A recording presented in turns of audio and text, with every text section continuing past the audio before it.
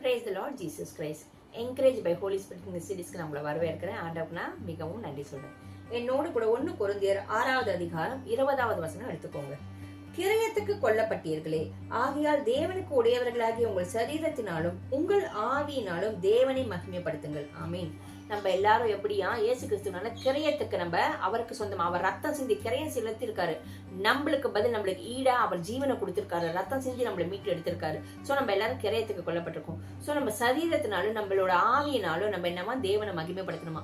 ஆவியினால எப்படி மகிமைப்படுத்த முடியும்னா, ஆவியானவர் நம்ம ஒவ்வொருத்தருக்குள்ள இருக்கடிச்சு ஆவியானவர் நம்மளுக்கு சொல்லுவார், தேவனை துதி, இந்த நேரத்தை நீ வீணாக்காத, இப்படி வீணாக்குற நேரத்துல மத்தவங்களுக்காக ஜெபி, இப்படி வீணாக்குற நேரத்துல தேவ சமூகத்துல போய் முட்டி போட்டு முழங்கால் இட்டு ஜெபி, இல்ல வேதம் வாசி, தேவனோடு கூட ஐக்கியம் கொள்ள, தேவனுக்கு பிரியமானதை செய்யி, தேவநாம மகிமைப்பட செய்யி, நற்கிரியையினால நீ கணிதர வாழ்க்கையை வாழச்சு தேவநாம மகிமைப்படின்னு ஒன்னு ஆவியானவர் நமக்குள்ள சொல்லி கொண்டே இருப்பார். நம்ம சரீரத்தினால எப்படின்னாக்க, இந்த சரீரத்தை ஆண்டவர் மீட்டு எடுத்திருக்கார். இந்த சரீரத்தினால நம்ம முந்தி செஞ்ச பாவங்கள் எதுவும் கோபமோ மூர்க்கத்தனமோ திருடுறது பொய் கொலை வேசித்தனம் விபச்சாரம் அந்த மாதிரி காரியங்கள் எதுவும் செய்யாதபடிக்கு, பொறாமை அதுவும் இல்லாதபடிக்கு, கோபம் இல்லாதபடிக்கு இந்த சரீரத்து மூலியமா தேவனுக்கு ராஜ்யம் கட்டும்படியாகவும் தேவநாம மகிமைப்படும்படியாகவும் நம்ம நல்லதை பேசணும், நல்லதை செய்யணும், தேவனை குறித்தே நம்ம பேசணும்.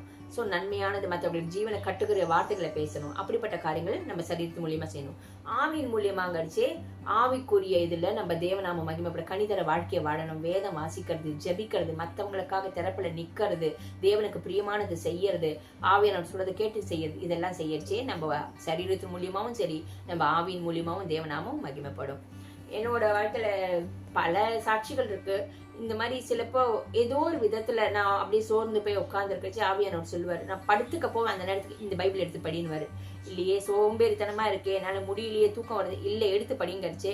அதை கேட்டு உடனே கீழ்படிடுச்சு. அது மூலியமா எனக்கு ஒரு ரிலேஷன் வரும், எனக்குள்ள ஒரு சந்தோஷம் வரும், ஒரு சமாதானம் வரும். அதன் மூலியமா தேவநாமம் மகிமைப்படும். சோ ஆவியானவர் சொல்றதை உடனே நம்ம கேட்டு கீழ்படிடுச்சு, தேவநாமம் நிச்சயமா மகிமைப்படும். ஆமே. நம்ம ஜெபிக்கலாம்.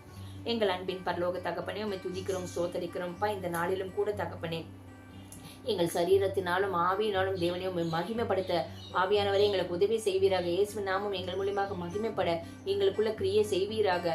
முந்தின சுபாவங்கள் எதுவும் இல்லாதபடிக்கு ஆண்டவரே, உலகத்துக்கு ஒத்த வேஷம் தரிக்காதபடிக்கு எங்கள் சரீரத்தினாலும் ஆவியினாலும் தேவனை மகிமைப்படுத்தி உற்சாகத்தினால் எங்களை நிரப்புங்க, நன்மையினால் எங்களை நிரப்புங்க, கணிதர் வாழ்க்கையினால் எங்களை நிரப்புங்க. இயேசுவின் நாமத்தினாலும் ஜெபிக்கிறோம் பிதாவே. ஆமீன். ஆமீன். God bless you.